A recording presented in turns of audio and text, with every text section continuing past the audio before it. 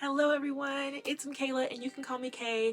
This is Kayology, my channel all about astrology, spirituality, and motivational videos. So today we are continuing our rising series. Next up on the chopping block, okay, is Leo rising, sun in the first house, all right? So if you don't know what your rising sign is in astrology, it is the sign that was coming over the horizon at the time of your birth. It sets the clock of your life and determines the rest of the houses and the lineup for the rest of the houses, if you know what I'm saying, right? It is yourself, your body, your vehicle. It is the aura that you love to be seen as when you meet people for the first time or when you are expressing yourself, right? It's only when you get comfortable around others that your sun starts to come out, and when you are truly like vulnerable with others, they can see your moon, right? Especially like when you're at your home. So let's just get into it, you guys. Like, let's not waste any time. Okay, Leo rising, sun in the first house, this is for you. I got my handy dandy notes here, you guys. So let's go ahead and just get into it. So, as we all know, Leo is a fire sign, fixed fire sign at that. It's represented by not a planet, but a star, the sun, okay? And Leo, when I think of Leo, I think of prominence. I think of main character energy. And I guess other key words is courage, strength, okay? Strong will, performance, creativity expressed specifically, okay? Creativity expressed. And drama, boldness, validation, expression, self-confidence, ego, youthfulness, playfulness, and children. Because if you don't know, Leo is represented by the fifth house of play, affairs, lighthearted love, romance, okay? I don't know if this is just true for every creative sign, but like you just never lose your inner child, okay?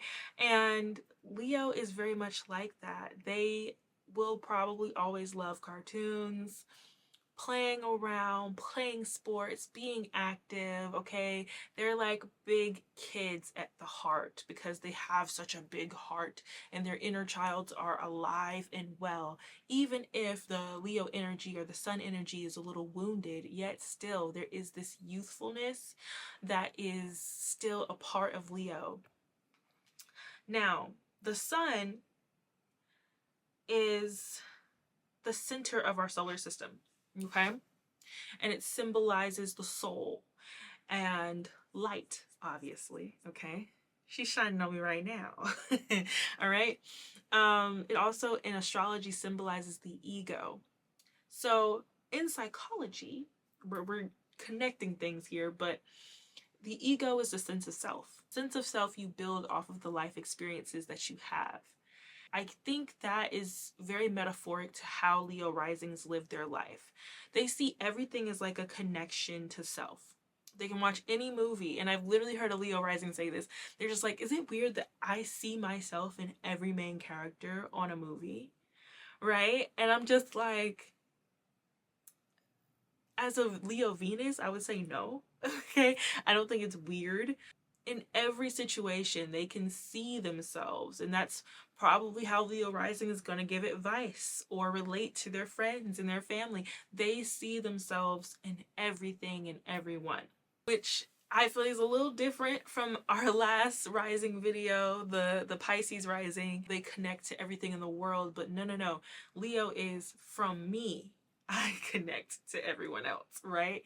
And this can be perceived as Leo being selfish or self-absorbed, but I think it's deeper than that. When your self-identity is built with sun energy, you didn't ask for this, okay? Like, the attention that you get was always there from the point of birth till now.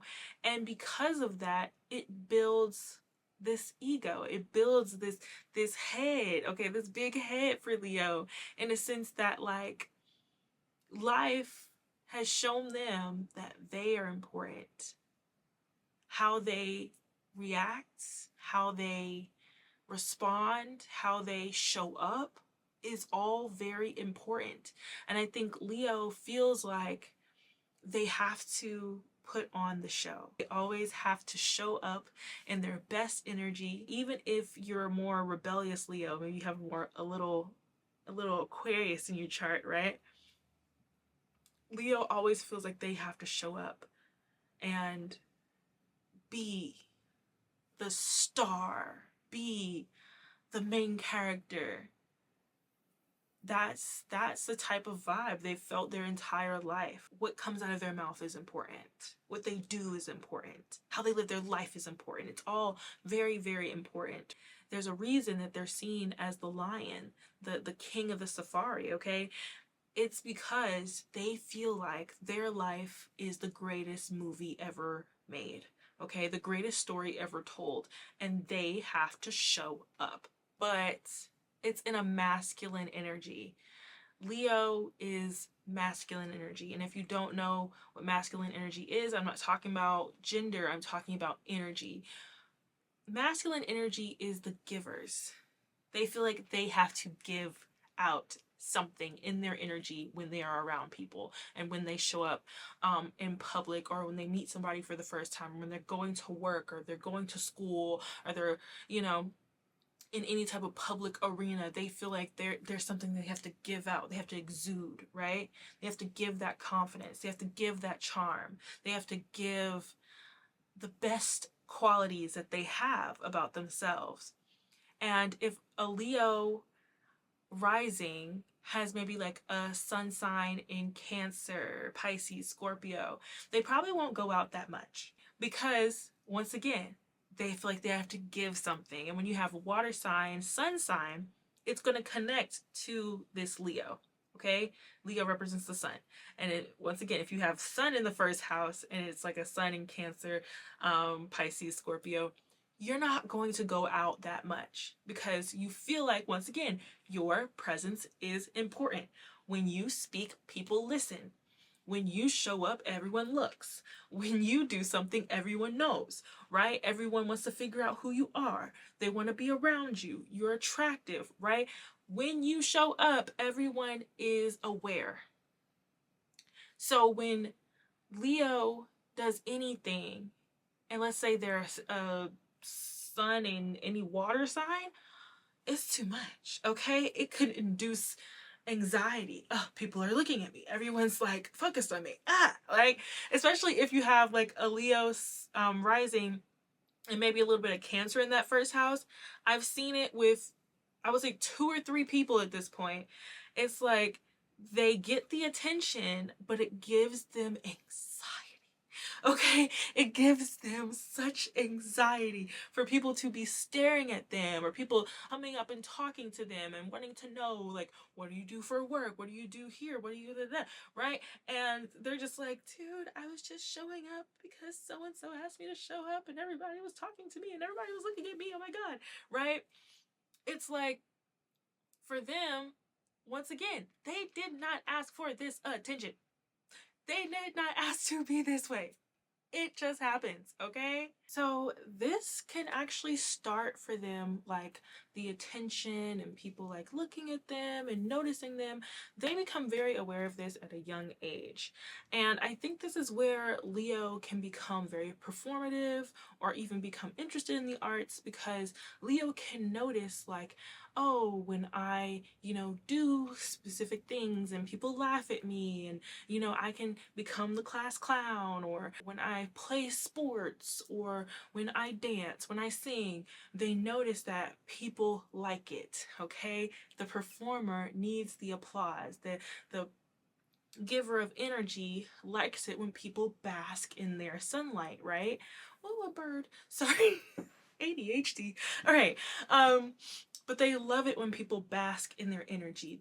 All that Leo asks is for people to appreciate them, right? They don't need anything more than for people to see them, right? And some would like for, you know, the compliments or the love, the charm with that Libra in the third, okay? They would love for people to be as great of a listener or as charming or as sweet or as kind as some Leo risings can be. Some Leo risings can give you some of the best compliments, y'all. I feel like I'm going off on a tangent, but some Leo risings can really just talk your socks off and just be so freaking sweet, right? With that Libra third house. Ugh, it's just beautiful, beautiful, beautiful. But this need for people to acknowledge them and see them and clap at the performance that is Leo rising can start at a very young age, right? I guess I'll just tell this like a story, like the Leo rising story. At a young age, they become aware of the ability they have to get the attention, to make people laugh, to induce a fun time, right? To set a mood. And they can become a little addicted to that attention, to that applause, right? Once again, this is the energy that was given to them, right? And I will always tell Leo rising to give to themselves and let that shine outwards and radiate outwards. You'll get so much more fulfillment from living life that way than, you know, continuing a cycle. And this, once again, could have started as a child, and things that happen to us as children is not our fault, right? That Virgo second house, which is kind of the skills that we are pretty good at that come along in our childhood, I would say that we notice in our childhood. And then that fourth house in Scorpio, you could have had very cause and effect type parents. Okay, if I show up this way, I get this reaction from my parents. If I make good grades, my father will take me out to go get ice cream and do all these things, right? If I show up a very specific way from my mother, you know, she will nurture me, she will compliment me, she will respect me, right? Leo risings have very strong mothers. This isn't so much the sun aspect, but Leo risings have very, very strong mothers. So this can go a lot of different ways. I've seen it go a lot of different ways. With a Scorpio fourth house, it can go a lot of different ways, but we'll get into that a little bit later. Because of the way that they grew up, they can create a personality that isn't always the most real, but it works. You know what I'm saying? They can create a way of being that isn't necessarily how they are authentically all the time, because as much as the sun looks great midday, the sun has to go down. All right, the sun has to go down at a certain point, and you can't always be super high energy, the life of the party. You can't always be super funny. You can't always be lighthearted. Sometimes Leo rising is going through real stuff. Okay, sometimes Leo rising doesn't feel confident, but they gotta keep the show up. Okay, they gotta be that strong friend, that strong romantic partner, the strong person in their family. They have to keep this strong, masculine, confident, I got it all together attitude, even though sometimes Leo doesn't feel like that. You know, I've had a lot of Leo friends because I am Aquarius rising, so they are my opposites, so we do attract, right? And oftentimes the friendships just wouldn't work because they were so comfortable being strong and confident and lighthearted and stuff, to the point that, like, when my Aquarius would show up and I'm like, like, be real with me. Like, what's really going on, right? It's like sometimes they would get frustrated with me, like, no, like, let's just keep things going. Like, let's just be lighthearted. And I'm like, baby, you going through something. You gotta be real with me, okay? And you know, sometimes things would just kind of fall off naturally, and other times I would be like, well, I gotta go, because, you know, I don't have the ability to be lighthearted all the time, and I don't have the ability to just, you know, like, ride the wave. Sometimes you gotta be real, and sometimes you gotta be real with yourself, right? The energy that Leo carries out carries out. The energy that Leo carries out of being strong, being confident, being that leader, being that loyal, good-hearted, big-hearted, generous friend, okay, or partner, family member, the way that they show up can kind of make them kind of like the Libra rising, like an island where you are so strong and so confident that people think you don't need anything, right? And once again, all Leo asks is to be acknowledged. All they ask is for people to see them. But when you always come off so strong or so confident, sometimes people will just think that you're okay. Usually the most beautiful people, the most confident people, the most like, put together people will just think, "Oh, they're good." Like, I don't have to acknowledge them. Yeah, they're great and they're funny and they're amazing, but they're always like that. That's why, once again, I tell Leo rising, if you take nothing else from this first house portion, because I think we're going to move on into the appearances and then we're going to go into the rest of the houses. But if you take nothing else from this Leo rising portion, or even sun in the first house, there's a point where the sun goes down. And the people who really for you, for real, will want to see you be more vulnerable. Sometimes Leo can like really just betray such confidence and such strength. But on the inside, y'all, Leo rising is going through it sometimes. And all they really want is for people to like listen and to give back just a small portion of how much energy they give out, right? And if a Leo rising opens up to you, you are an important person. Be honored to hear, okay? Or to be there for that Leo rising. Leo rising, don't forget to give to yourself. Don't forget to give that same generosity, that same love, that same understanding and words of affirmation to yourself. Okay? So let's go on into your appearances. Okay? Hold on. Keep putting the computer down and then I have to unlock it again. Hilarious. Leo rising appearance. They can have kind of boxy faces, a strong chin. Even once again, if you have, because I feel like sometimes when you have water mixing with fire, it's like it can kind of mess up the appearance a bit. Because, for example, if you have like a Pisces sun, Scorpio sun, not really Scorpio sun, I feel like it still can give like that sharpness because the Pluto aspect.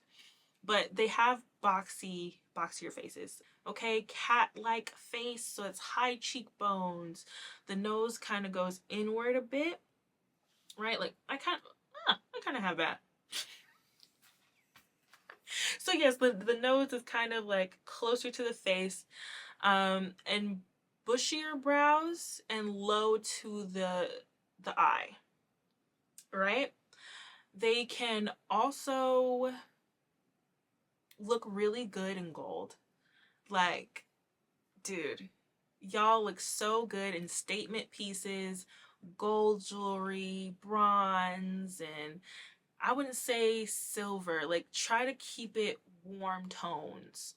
So maybe a rose gold, bronze, gold. It looks so good on the Leo rising skin. You guys can have like this just glow to you.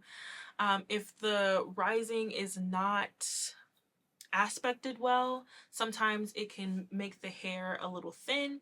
If it's aspected very well, they can have really big hair. If not curly, it's like thick, long locks of hair. Okay?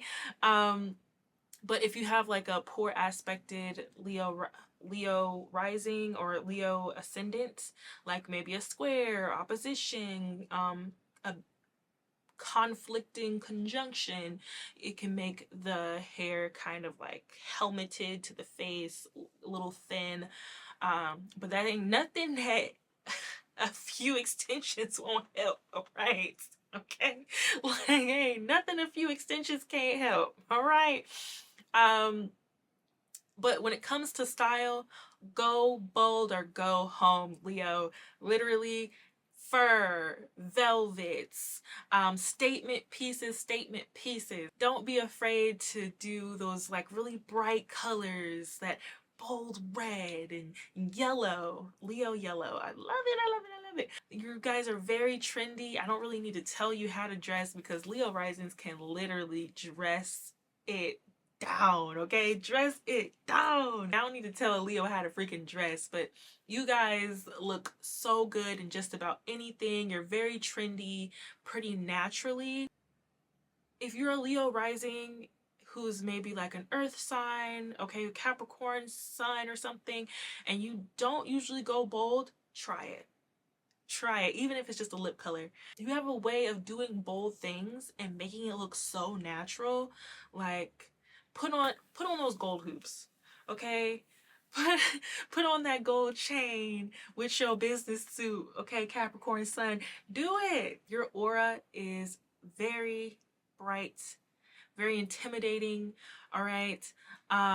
Sometimes Leo can come off like domineering on like a low vibration, but on like a high vibration, you just come off as very sunny, very positive, illuminating. It's just like you bring this light that can be intense, but once people get used to it, they realize, man, like, I'm so glad that Leo came to school today or to work today, or I got to meet a Leo rising today. Most Leo risings are like that person that you would think would be mean, and then you walk up to them and you realize, oh my God, this is like the nicest person ever.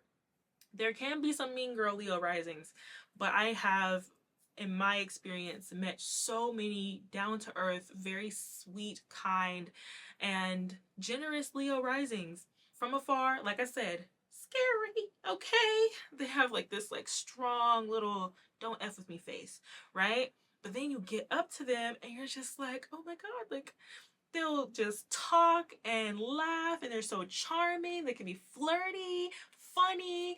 They're just so nice. And you're just like, I would have never known, okay? Take the plunge. Take the plunge, people. Sometimes people look mean, but they actually are really nice. And I think Leo risings are one of those people. Let's go on into your 4th house. So, Scorpio moon energy, it's not really the best. It's actually it's Scorpio moon energy is very debilitating because like Scorpio does not like to be in the moon. It's not really the most stable, right? Scorpio is death and rebirth, transformation. It is loss sometimes, trauma, right? So when we're talking about the mother can either, I've seen some situations where the mother was not there at all, as in she died very early in the Leo's life. I've seen situations where the mother is just very cold or domineering and controlling, manipulative. And for Leo, it's like their relationship with their mother is this game of power and control and manipulation. So it's so strange that like in public, you know, Leo is praised for all of their amazing qualities and their talents and their personality, but at home the mother is usually the star, okay? The mother and all of the different things going on in her life. It's not always like super bad. Sometimes the mom just is struggling through life and she's going through a lot of transformational processes, and the Leo, because they are so loyal and they are so loving, like I said, they have a big heart, they will try to be there for the mother in a way that isn't always healthy for children. So if, for example, the mother has trouble at their job or finding a job or keeping a job, and the mother has to go back to school and she ends up losing the home that Leo lives in with the mother, so they might have to move in with a family member, or you know, the mother has a not so stable love life, so they have to move out of one house because of a divorce or things like that, right?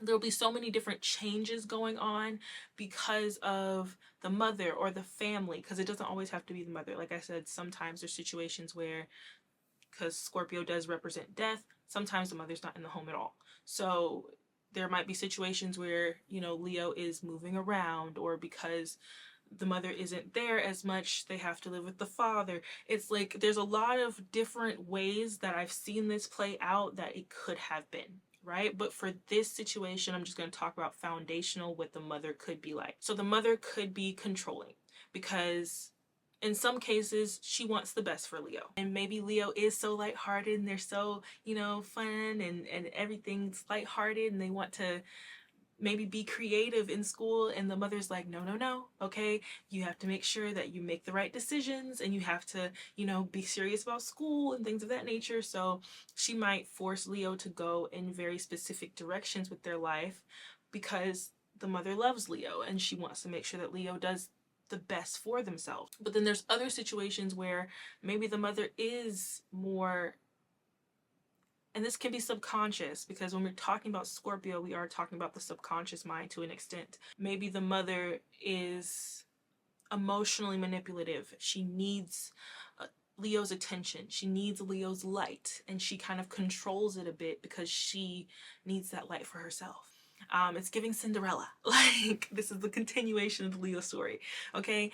Mother knows best, okay? It does kind of give Tangled in some senses, because you know how the mother from Tangled, she paints this picture of manipulation. That's manipulation. She paints this picture of, oh, no one's going to be there for you like mother. No one's going to, you know, take care of you like mother does. No one's going to do all of these things and make sure that you stay safe because the world is dangerous and all of these things, right? She paints this picture of, I'm the best for you, right?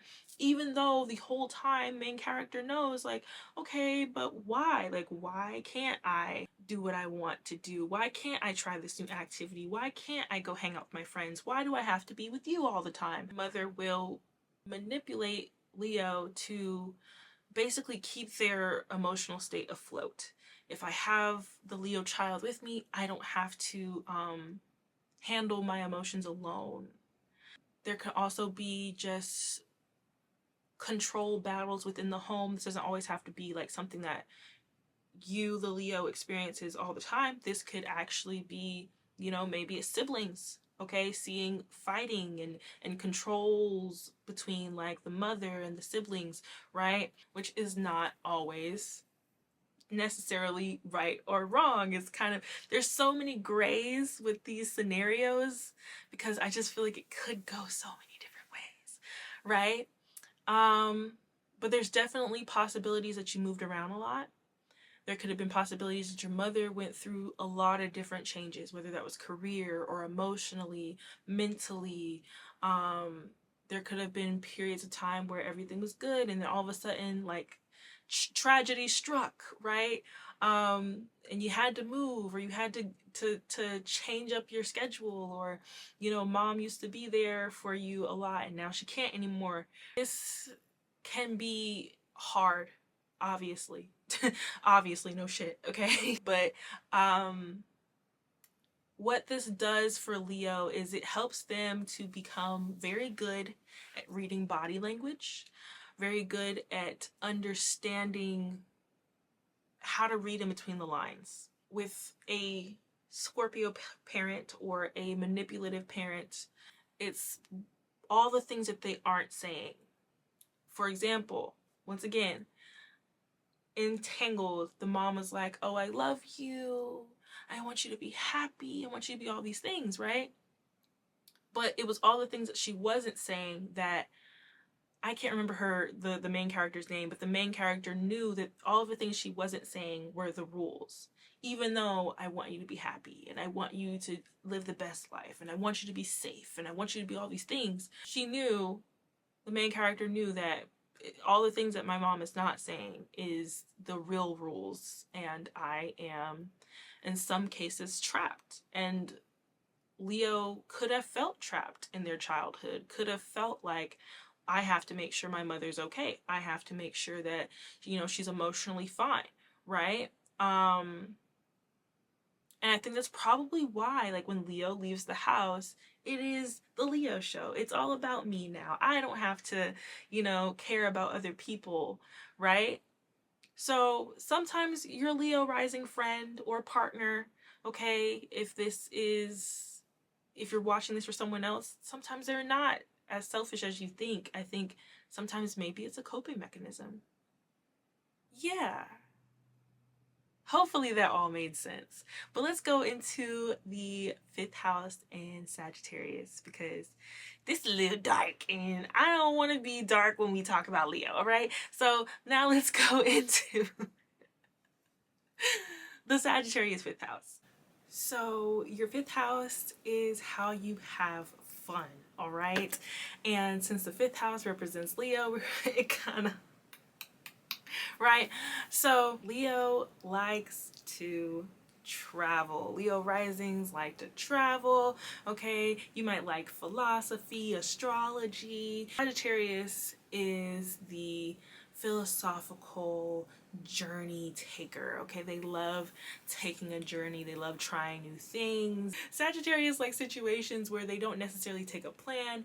They check their bank account, they got a certain amount of money, there's gas in the car, let's take a road trip, okay? Let's take a road trip. There's this hiking trail 2 hours away, let's just go for it, right? Of course, it depends on the sun sign and other placements in the chart, but this could be someone who just really loves adventure, just not necessarily planning too much, just get her going, right?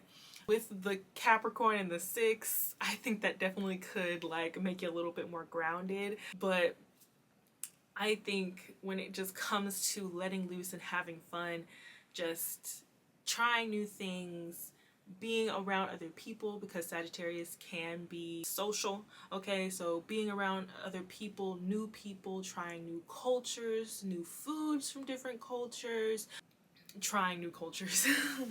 learning about new cultures, experiencing different walks of life, okay? So that can just simply be going to a party, right? And let's say you go to one college and you go to a party on a completely different campus that weekend after the classes are over, right? This could be taking the first opportunity to go to Mexico or to go to South America, just loving to experience all that life has to offer when it comes to culture, travel, philosophy. These could be people who really had a fun college experience, because Sag is like that ninth house college secondary education experience. So they could spend a long time in college. They could have really enjoyed that experience. They could have definitely gone to college, maybe out of state, because they wanted to have fun. They wanted to experience all that life had to offer. So this can make the Leo rising very educated when it comes to philosophy, when it comes to different cultures and traveling. As far as your affairs, right, you're going to be attracted on the surface level to someone who seems cultured, someone who seems like they are well educated, someone who maybe is different from your race or from your culture. So let's say you're American, you could be attracted to people from the UK or someone who seems like they have an accent. Like that might be the first thing that you ask, like, oh my gosh, is that an accent? Where are you from? Right? Someone who is adventurous. So you might not necessarily be attracted to the homebodies. You want someone who seems well-traveled, adventurous, fun, kind of like that nomad energy. Okay, Aquarius, seventh house. So what this can look like, this is like more long-term relationships, just the relationships that you would be interested in, like as friends or as a long-term romantic partner. And y'all already know I like to mix the fifth house with the seventh house and see what that would look like. But let's not get ahead of ourselves. Aquarius friends. Okay, these are people who move to the beat of their own drum. They're very hard to pin down. They're always doing something different. They're always, somewhere in their own little corner doing something that you're not expecting. Okay. So these will be people who like live one place and then like the next time you talk to them, they're moving to Dubai or they're moving to Texas. right? And then the next time you talk to them, they started a business, and then the next time you talk to them, they're working somewhere else, and the business has now been liquidated. Like, you know, these are friends who are always doing their own authentic thing and moving to the beat of their own drum, which means that they are just their own people, very individualistic, right? But this could also be, you know, seventh house, it could also be friend groups. You could have a big group of friends. I don't know why it's making me think of Friends, like the show. I'll be there for you. Okay. So you could have a large group of friends. They could be very passionate about animals and the earth and political things and, you know, activism, right? Like save the freaking turtles, right? Those types of people. They could also be like detached sometimes. Like sometimes they're there, sometimes they disappear, right? And in a love situation, this could be a love connection that starts off as a friendship that maybe you've known this person for a long period of time, because as much as Aquarius is Uranus, they're also Saturn. Okay, they're originally ruled by Saturn, and then when Uranus was discovered, Aquarius was ruled by Uranus. In a love connection, Aquarius energy moves a little slower. Leo can know right off rip, I like you, I want you, you're my person, right? But Aquarius is gonna be like, yeah, like, you're cool, okay? Like, let's go on a few dates. Like, let's get to know each other, right? And then once again, that Aquarius like changing and stuff like that really, really quickly. It's like Aquarius can be talking to you and y'all can be like getting to know each other, and then like 4 months later they're just like, be mine. And you'll be like, what? I want you now. Okay. I've thought about it for a long period of time and gone through all of the different reasons, and now I know. But it can take Aquarius energy a while to settle down. And it can also be, because I'm just seeing how the energy could play out. It could also be attracting someone or even being interested in people who want different types of relationships. So it won't be a very traditional per se. Maybe like poly. You could be interested in poly relationships. Maybe, right? This could also be maybe like friends with benefits first, and then all of a sudden it kind of turns into something more traditional in the end. And when I mix Aquarius romance with Sagittarian energy, this is the traveling activist, the person who wants to learn about different cultures and different ways to help those cultures. This could be someone who cares a lot about the community but has to have their time to themselves. They like to travel, they like to stay active, they like to be very much in the know of philosophy, because sometimes Aquarius can be philosophy, like they have their little downloads and stuff. One of the things I feel like Leo, to get to your 10th house of career, one of the things that you learn is to take a risk, to be the leader of your own life.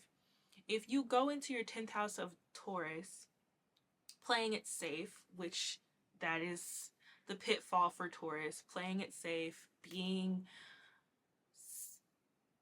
choosing something that is stable but not actually something that sets you ablaze and is a part of your passion, because of the way that you grew up with that Scorpio energy in the 4th house, with things not being stable, especially sometimes financially with a Scorpio 4th house, and you know, the mother not really being the most emotionally stable and sometimes physically stable as far as finances.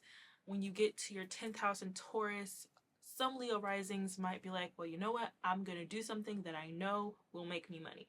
I'm going to do something that I know will ensure that I have my house, that I can pay my car note, that I can buy my clothes and be able to take my one trip a year, you know, something that will provide legacy for not just you, but also your family, right? So if you ignore that Aries part, the passion, being the leader of your own life, you can end up working maybe a 9 to 5 or something that's just comfortable, right? But it doesn't mean that you have to do something like creative, or, it doesn't mean you have to be a dancer or an actor or like a gymnast. It doesn't mean that, but just making sure that you're bringing you to what you want and not just stability, right? Bringing what you really like and what you would love to do every day to your work. Because sometimes Leo really, really loves kids, right? They really love to be around children, and you might not necessarily choose to be a teacher because you don't make that much, right? I get it. Just I get it. I get it. Okay, we're there, right? But you have a passion for children, right? Try to figure out what you can do to bring that passion. Let's say you work your job that's stable for you, but maybe you can coach Little League, right? You can find a way to add that passion to your life. I can see it being like, okay, well, I do what I do for money. And that's it. So just make sure that you're bringing that passion to your life. Oftentimes, if we are not exercising certain energy in our chart, we will attract the people that have that energy. So if life is bringing you a lot of, for example, the Leo rising, if life is bringing you Leos, right? It means that there's something that you're not doing for your self-identity, right? If life is bringing you Cancers, okay, maybe it's connected to your 12th house and there's something you need to learn there. If life is bringing you Aries energy, it means that you need to step out in your leadership energy and choose something that makes you passionately happy with your life. Aside from that, what you can do for work, Taurus can be really good managers or working in leadership, but not necessarily at the top, because Taurus does like the freedom of being in leadership, like a leadership group, but they don't always like the full responsibility of being a CEO or a COO. They would love to be the assistants, okay, the supervisor, the manager. You can do anything from dental assistant to nursing, I can see that, to things to do with beauty and nutrition, massage therapist. This can go a lot of different ways because Taurus is like working skills, okay? Skills to help you to make money. And that's why I feel like you really could be a really good like mentor or someone who could help others to get the best out of their earthly life, bring others to build a life that's stable for themselves. Something that you can do that will also make money for you, that you don't always have to be there and like constantly do it every day. That could be great for Taurus too. It's like offering a service like online or something, and people can like purchase it, and you don't always have to like keep tending to it all the time. It's like offering something and people buy it, so you can literally just make money in your sleep. I don't remember what that's called. It's a certain type of income. It's like low maintenance income. Offering, like making a makeup line. Like Taurus in the 10th house, you're so beautiful. And I guess that goes into your reputation. Like you're so beautiful. You give this very luxurious vibe. Okay, with that Leo first house, you just look like someone who has it all together and you have the potential to make a lot of money. So people just look at you already like you have advice to give. They look at you already like you are someone of, I don't want to say valor. Is it valor? Vigor? No, I think it's valor. But someone who is very respectable. So it could be modeling. A lot of Leo risings are in the industry, like the entertainment industry. And your beauty. Like, it makes me think of Megan Fox. Everyone always says Megan Fox when it comes to Leo rising, but you know, she gives that Taurus in the 10th energy. So you can do something practical, you can do something creative, but the most important thing for Taurus in the 10th is that you want something that is going to be stable for you, that you don't have to put too much work into. You can actually see the fruits of your labor and enjoy the money that you make. All right? So your 12th house is in Cancer, and I'm going to come in close with y'all, okay? So with the 12th house in Cancer, it brings us back to the 4th house because Cancer represents the 4th house, and one of Leo's biggest wounds that they have to heal, and the 12th house is those wounds that are a part of your deepest subconscious. It could have happened when you were really, really young, okay? Trauma from when you were really, really young. Oftentimes the subconscious is taking in our experiences and holding beliefs with those experiences. There are experiences from your relationship with your mother and with your family that you took into your subconscious. And with Cancer energy here, you're very psychic, okay? You can definitely read people very well. But when it comes to your emotions, you have a hard time your emotions, processing them, and not judging yourself in that process. On top of that, it's kind of like you push your own emotions away, but because of maybe something that happened as a child, having to be there for your parent, having to always, be empathetic for others, you might be able to listen to other people talk about their feelings and be there for them.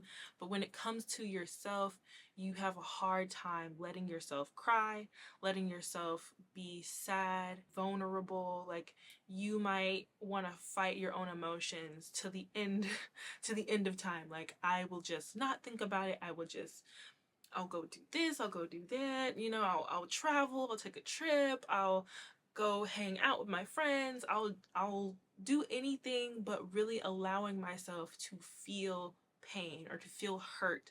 And this can make Leo like hold emotions for a very, very long time. Leo can be comfortable maybe presenting emotions that seem powerful, like anger, okay?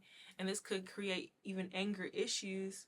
But when it comes to like really breaking down and letting themselves just feel, they really struggle with it, right? It can cause a blockage in your feminine energy to the point where Leo will feel like, based off of my experiences with my home life growing up, I don't think that I can be a mother. I don't feel like I was ever allowed to be nurtured or be cared for by the mom. So I don't feel like I'm not equipped to be a mother, right? Or they'll think that, it just won't happen for them. Like, they'll kind of gain this fear centered around making their own family. Here is the hope, okay? Here's the hope, Leo. Don't, I don't want to lose you. The hope is that Scorpio 4th house offers transformation, which means that you can heal through it. You can find power from your pain. You can find the space for growth. Does that always mean that, one day you'll tell your mother how she made you feel and she'll be open and, you guys will walk off into the sunset skipping? No. But there is a place for you to transform. Maybe you'll seek out a therapist because your emotions are just a little too deep and too vulnerable for people that are in your life. Okay. But there is an opportunity for transformation to heal that wound, because on top of that, I do feel like there's like an ancestral mother wound. Like, your mother's mother could have been bad to your mother, and then, before that, like, that mother had a bad experience with her mother. Like, there's a ancestral healing that's happening with this. You can heal it for yourself, so that you can definitely be the mother that you maybe always wanted. Because you have Sagittarius in the 5th house. That also represents kids, your kids. You can have a big, beautiful family because Sagittarius is Jupiter energy. So there is potential for you to have a big, beautiful family. So if there's any Leo risings that feel like they're just a little too masculine to be a mother, it's not true. If you weren't able to get that love from your mom that you always wanted, and instead you had to just constantly give it, it's time to give that to you now. You need nurturing. You need that love. And it might take some time. And once again, seek out a professional, okay? But you deserve it too, Leo. And you can definitely have the family you've always wanted. Okay, so that is your video, Leo. I hate to end it on such a damper, but you are strong, not just like masculinely strong, emotionally strong, and you can totally get through anything that life throws at you. Just remember to radiate that love from the inside. Love yourself and then love others. Okay? So, all right. I hope the video was helpful for you guys. And please talk to me in the comment section, Leo. What resonated, what didn't, even some life experiences.